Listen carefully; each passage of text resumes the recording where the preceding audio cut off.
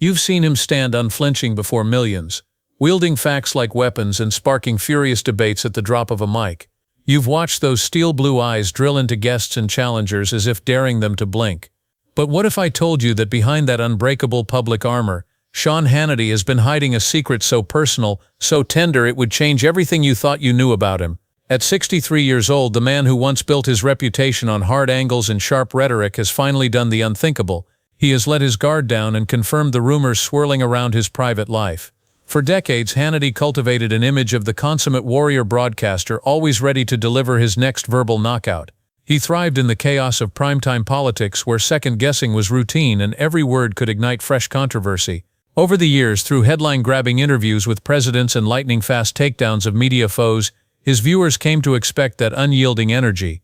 Rarely did he pivot to themes of vulnerability. Rarely did he stray from the script of pundit in command, bullet points at the ready. And yet somewhere beneath that public persona lay a man whose greatest battle was not fought on television but in his own heart. It started with whispers among production staff, late-night hallway conversations, hurried glances exchanged off-camera, hints that Hannity was involved in something deeply personal, and like any story worth chasing, those hints grew into rumors that he was quietly dating someone within the network, that he had found solace in a second chance at love after a private divorce. For months, social feeds filled with speculation. Who could it be? A fellow anchor? A behind-the-scenes producer? Fans dissected every interview, searching for telltale slips of the tongue. Yet Hannity remained silent, the stoic figure his audience had always known. Then, on an otherwise unremarkable broadcast evening, the tone shifted. There were no flashing graphics, no urgent chyrons screaming breaking love news. Instead, Hannity spoke with an unexpected softness. His voice seemed to warm, the edges rounding off as he talked not about policy or power but about gratitude. He paused long enough for the tension to build, then uttered words that hit like a revelation. "I've found someone who makes me better every single day, someone who stands with me in ways I never thought possible." No dramatic flourish, no big reveal moment engineered for maximum ratings. Just genuine confession, delivered in the hush of that on-air space before millions of loyal viewers. Why did it matter so much? Because Sean Hannity's audience isn't just seeking political insight.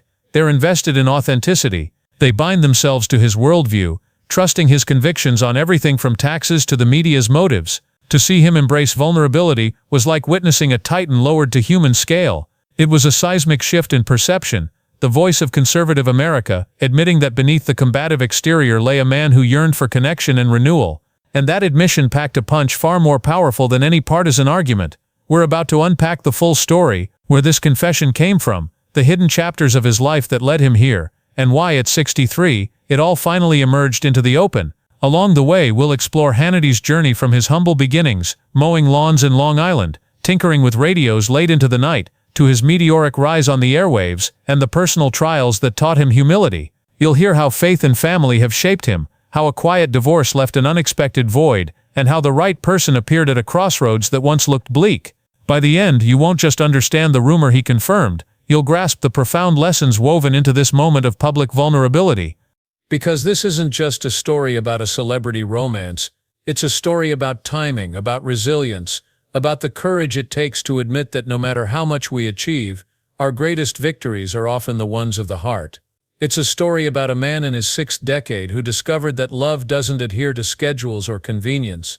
It arrives when it pleases, and demands honesty in return. And if you've ever held back a truth fearing it might undermine your legacy, you'll recognize yourself in this confession. You'll be reminded that life's most rewarding chapters can begin long after the spotlight has dimmed, and that admitting our needs is not a sign of weakness, but of profound strength. So stay with me, because the narrative we're unfolding will challenge what you thought you knew about one of America's most recognizable voices, and reveal why his confession at 63 is more than just a media headline. It's a testament to the timeless power of vulnerability. Long before the glare of studio lights and the frenzy of primetime debates, Sean Hannity's life was defined by small victories and determined grit. Born the youngest of 4 siblings in a modest Long Island household, he spent afternoons after school scrubbing dishes in local restaurants. By 13, he was balancing textbooks with busboy shifts, developing an unmatched work ethic. As he earned tips and dollar bills, he invested in transistor radios, drawn to the crackling voices that narrated the nation's story each night. He'd huddle beneath his covers listening to political talks and late-night call-ins, absorbing every nuance. While classmates wasted weekends on leisure, his ambitions grew louder with each broadcast. Ambition and curiosity melded inside him, planting the seeds for a future defined not by pedigree, but by perseverance and an unquenchable thirst for a microphone and audience. That hunger to speak, to shape opinions, set him apart. Every saved penny was a ticket to late-night airwaves, every practiced phrase a promise of a future that beckoned. By his early 20s, Hannity's relentless drive earned him a volunteer spot at a California college radio station. The gig was unpaid and cramped, but to him it was everything. A laboratory where he experimented with structure, tone, and audience engagement. Late shifts turned into early mornings as he cued music, delivered commentary, and fielded call-ins. His voice, infused with passion, caught attention beyond campus walls. From there he leaped to small market stations in Alabama and Georgia, each role expanding his reach but also his responsibilities. He mastered the art of engaging callers, diffusing hostility with humor, and framing arguments that resonated. Every time he overcame technical glitches or coaxed producers to give him extra minutes, his reputation grew. Defensive walls gave way to genuine dialogue, and before long, his segments became ratings magnets in towns where radio remained king. Then came the pivotal call from an upstart cable network in 1996. They wanted a fresh voice to co-host a nightly debate show, and saw in Hannity the spark that could ignite audiences. Paired with liberal commentator Alan Colmes, he stepped onto the national stage. Their chemistry, equal parts confrontation and curiosity, transformed political punditry into primetime theater. Hannity honed his signature style, a measured yet forceful delivery, strategic pauses to let a point land, and meticulously researched talking points. Ratings surged as viewers tuned in not just for the clash of ideologies, but for Hannity's assured presence. Behind every argument stood hours of preparation. While Colmes offered counterpoints, Hannity wielded anecdotes and data with surgical precision. By night's end, he had not only seized the spotlight, but rewrote expectations for cable news, cementing himself as a national force. In 1993, Hannity married his college sweetheart, a journalist whose calm intelligence balanced his fiery on-air persona. Their union produced 2 children, a son and a daughter born at the turn of the millennium. As his career soared, he returned home each evening to family dinners anchored by faith and laughter. The stability of parenthood grounded him like nothing else, and he spoke often in private of moments attending soccer games and helping with homework. But the demands of a 24-hour news cycle began to intrude. Book tours, speaking engagements, and last-minute broadcasts cut into personal time. Busy schedules replaced dinners with takeout in hotel rooms. The once inseparable couple found themselves drifting apart, without fanfare or public drama. In 2019, they announced a discreet split, co-parenting amicably. The divorce, handled with dignity, revealed a side of Hannity rarely seen: the man wrestling with the cost of relentless ambition. After the separation, Hannity retreated into routines that offered both structure and solace.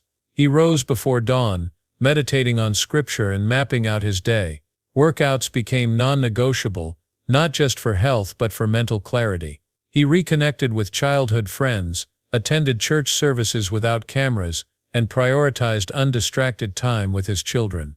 Yet even in these quiet moments, an emptiness persisted, the kind that no amount of discipline could fill. He shielded details from public view, choosing privacy over speculation. Colleagues noticed a gentler approach on air, sharper empathy in discussions, more deliberate pacing, and candid acknowledgments of gratitude. But the lingering question for many was whether this evolution signaled contentment or a deep longing for something he had yet to rediscover. Little did audiences know, the next chapter of his life was poised to address that very longing in the most unexpected place imaginable. But before love found him, we must rewind the clock to a young boy learning life's toughest lessons long before any microphone ever amplified his voice. Sean Patrick Hannity was born in 1961, as the youngest of 4 children in a modest home on Long Island. His father, a court officer, and his mother, a corrections officer, balanced shift work with household duties, leaving little room for leisurely weekends. Summers weren't spent at amusement parks but on restaurant floors, where 12-year-old Sean scrubbed dishes and cleared tables for pocket money. By 13, he'd mastered bussing tables, folding napkins, and perfecting the art of a swift tip-out, all while juggling school assignments. His earliest teachers weren't coaches or tutors but exhausted waitresses who showed him that hard work wasn't shameful. It was essential. Those formative hours, floor scrubber by day, homework hustler by night, planted the seeds of tenacity and humility that would shape the man his viewers would one day know. Yet even as his hands grew calloused from dish racks, his mind roamed far beyond the kitchen. He was drawn to the nightlife soundtrack of crackling radios, the rich hosts weaving rhetoric into compelling narratives. Instead of bike rides with friends, he hoarded pocket change to buy transistor radios at garage sales. He tuned in after hours, his bedroom ceiling a pool of lamplight, while his ears drank every late-night call-in show. That hunger wasn't mere curiosity, it was an obsession. He noted every inflection, every pause and every strategic laugh that kept callers engaged. While classmates drifted through idle chatter, Sean dissected monologues for lessons in persuasion. Each broadcast became a masterclass in influence, one he vowed to emulate. Little did he know, those sleepless nights laying on bedroom floors would become the blueprint for his future career. His first real opportunity arrived when he landed a volunteer slot at a small college radio station in Santa Barbara, California. It paid no salary and offered no glamour, but to Hannity it was a proving ground. He arrived early, swept floors, and learned the technical angles of mixing soundboards. When he finally stepped behind the mic, he discovered the intoxicating thrill of speaking into darkness, knowing unseen ears hung on every syllable. He experimented with pacing, timing, and storytelling, turning news summaries into narratives and dry statistics into drama. By week's end, listeners from dorms to downtown shops tuned in for his segments. Word traveled fast. This newcomer had a spark. His boldness caught the ear of supervisors who knew raw talent when they heard it. That unpaid stint was more than a foot in the door. It was the launch pad. Next came a series of small market stations in Alabama and Georgia, each move a calculated gamble. He chased stronger signals, negotiated better time slots, and built a loyal local following. In Dothan and Birmingham, he learned to balance facts with emotion, offering political commentary seasoned with humor and empathy. He juggled a grueling schedule, early morning prep, midday shows, and late-night tapings, all while maintaining the energy of someone half his age. Technical failures became quick improvisation drills, and heated caller exchanges taught him to maintain composure under fire. Producers watched as his audience share climbed, stunned by how this relentless Midwestern kid could dominate primetime slots. His reputation spread beyond state lines. Each new contract brought a slight raise and a bigger stage, but still no national spotlight, just incremental steps fueled by ambition. Then in 1996 the big break arrived. Fox News, eager to challenge established networks, recruited Hannity to co-host a fresh concept, a nightly debate show pairing a conservative firebrand with a liberal counterpart. His partner Alan Colmes provided the ideological counterbalance. Together they redefined cable punditry. The on-air chemistry was electric. Hannity's assertive delivery clashed with Colmes's reasoned retorts, transforming political discourse into must-see television. Viewers tuned in not merely for arguments but for the masterful performance of those arguments.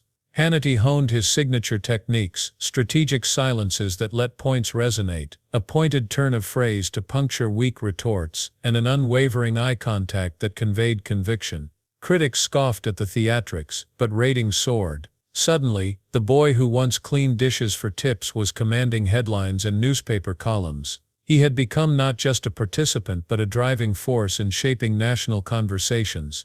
Even as his public persona exploded, his private world was quietly unfolding. In 1993, before the Fox emergence, he married a fellow journalist, a woman whose calm intellect balanced his intensity. They welcomed 2 children, establishing Sunday dinners filled with faith and familial warmth. But as his career accelerated, and the demands of ratings, book tours, and last-minute broadcasts multiplied, their once steady rhythm lost cadence. Late flights replaced family nights, headlines demanded his attention more than homework help. By the late 2010s, their paths diverged. The divorce was handled privately, no scandal, no bitter press releases, just 2 people choosing separate chapters while honoring their roles as parents. Hannity's life had become a testament to the truth he often articulated on air: control is an illusion, and even champions must navigate the unexpected shifts life delivers. Following the divorce, Hannity's life shifted from public sparring to private reflection. Early mornings became sacred. He rose before dawn to read scripture, journal his thoughts, and plan the day's schedule. His calendar brimmed with exercise, church services, and deliberate blocks of family time for his 2 children. He turned off the phone during dinners and insisted on being home for bedtime stories, an unshakable promise he had once broken too often. Colleagues remarked on the change. The previously relentless pace had given way to purposeful pauses. He still commanded the studio with unyielding passion, but viewers began to notice a gentler cadence and a new emphasis on gratitude during his broadcasts. Amid that season of quiet, a new chapter began to unfold, one he neither sought nor announced. It started with casual greetings backstage at the Fox studios, where senior anchors and producers crossed paths in narrow corridors. One familiar face was Ainsley Hayhart, a seasoned morning host known for her warmth and steadfast faith. She had weathered her own storms: 2 marriages, a custody battle, and the challenge of balancing career demands with single motherhood. Her resilience and candid faith segments had earned her admiration across the network. When Hannity crossed her path, he was drawn less to her public persona and more to the quiet strength she exuded. Their first real conversation wasn't about politics or ratings. It happened over coffee in a deserted green room, where Ainsley was prepping for a faith-based special and he was lining up guests for prime time. They found themselves trading stories of life beyond the camera, her memories of raising a daughter alone, his reflections on the cost of ambition. The air crackled with mutual recognition, 2 individuals who had thrived under spotlights, but had learned that true identity existed off-air. They discovered shared rituals, Sunday potluck dinners, volunteer work at local shelters, even the same favorite hymns. Respect deepened into friendship as they stumbled through laughter and confidences. In the weeks that followed, their paths crossed more often. A quick email to check on children after a long trip, a private prayer request passed via showrunner, an innocent request for feedback on a Bible study segment led to an impromptu dinner where they talked until closing hours. Each meeting peeled back another layer. She admired his unwavering loyalty to family. He admired her capacity for hope in the face of hardship. Neither sought romance, yet every shared meal laid bricks in a foundation neither expected. Behind the scenes, a subtle transformation was underway,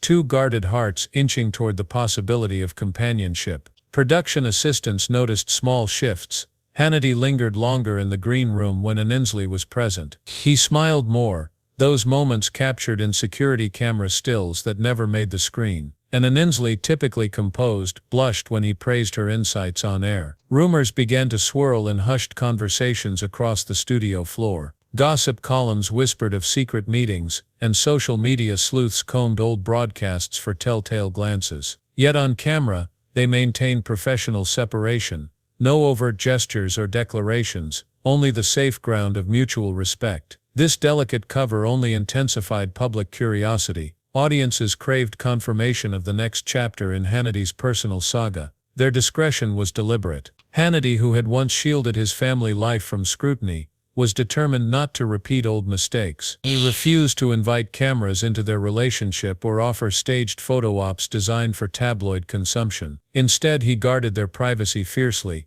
sharing only what felt genuine and containing any display of affection to the quiet corridors of the studio. Ainsley mirrored his approach. Her social media remained focused on faith and family, never dropping hints of a romantic story. Yet every segment she hosted carried a subtle glow, a warmth that viewers instinctively attributed to newfound joy. The 2 collaborated on faith-based content, featuring segments that emphasized gratitude, second chances, and the power of community. Their on-air chemistry was palpable, but never explicitly romantic. Viewers noticed their supportive banter. She would introduce his prayer request with a smile. He would conclude her segment with a heartfelt amen. Such gestures, though small, fueled speculation. Opinion pages deconstructed body language. Talk show hosts debated the implications for both their careers. For many, this unspoken connection was even more compelling than a public engagement. Here was a narrative unfolding in real time, full of subtext and silent understanding. And then came the evening that changed everything.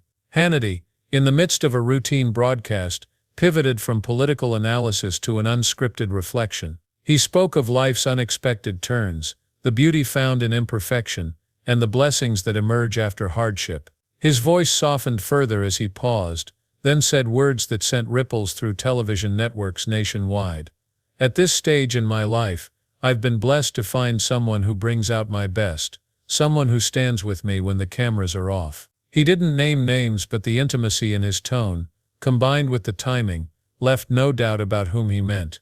In that single moment, the transformation Hannity had undergone, private struggle, disciplined routines, faith, friendship, evolving into love, broke into the public sphere. It was a confession delivered without spectacle, yet it resonated more deeply than any partisan rant. His audience realized that beneath the pundit's armor lay a man reshaped by resilience, humility, and the courage to begin again. And for viewers who had grown up watching him dissect policies and currencies, that revelation offered a far richer story, proof that even public figures carry hidden chapters waiting for the right moment to emerge. The morning after his confession, social media erupted. Clips of the tender moment spread across platforms, hashtags bearing his name trended, and fans dissected every syllable. Some lauded Hannity's candor, calling it a refreshing departure from relentless political combat, while others questioned the timing. Was it a genuine expression of gratitude, or a calculated move between segments? Even staunch critics had to concede that the raw emotion transcended partisan lines. Viewers who tuned in for policy analysis found themselves moved by an admission that felt more like a sermonette on the human condition than a soundbite designed to stoke debate. News outlets ran side-by-side comparisons on one pane, Hannity's usual fast-cut headline reel, on the other, the unguarded pause, the subtle smile he flashed when acknowledging the love of my life. Pundits praised his restraint, no grand flourish, no on-screen kiss, no orchestrated fanfare. Instead, he let the weight of the words and the sincerity of the moment do the work. Journalists credited him with offering a masterclass in authenticity, at a time when audiences crave unfiltered glimpses behind the curtain. Private messages from colleagues began flooding his inbox. Some called it brave, others called it overdue. Nearly everyone called it unforgettable. Across conservative talk radio circuits, hosts invited callers to weigh in. The consensus: this revelation humanized a figure often portrayed as unshakable. Listeners spoke of their own second-act romances, of love found later in life, and how Hannity's admission echoed their quiet hopes. It triggered letters and emails to his show, brimming with stories of resilience, heartbreak, and renewed faith. In numerous replies, fans thanked him for speaking truth to isolation, that even giants of media could feel the ache of loneliness. Those testimonies wove together a tapestry of shared experience, proving that the power of vulnerability can build bridges even in fractious times. Meanwhile, critics attempted to spin the narrative. Late-night hosts cracked jokes, suggesting Hannity had finally discovered a softer line of attack. Snarky columns speculated that network brass sanctioned the reveal to shore up sagging ratings. But rather than dim his shine, the uproar amplified his reach. Online viewership climbed, and new audiences flooded his digital streams. Curiosity led many to revisit past broadcasts, searching for clues that hinted at this deeper side. In the process, they discovered moments where he'd briefly paused on gratitude, only to pivot back to politics, a subtle prelude to the confession that would break through later.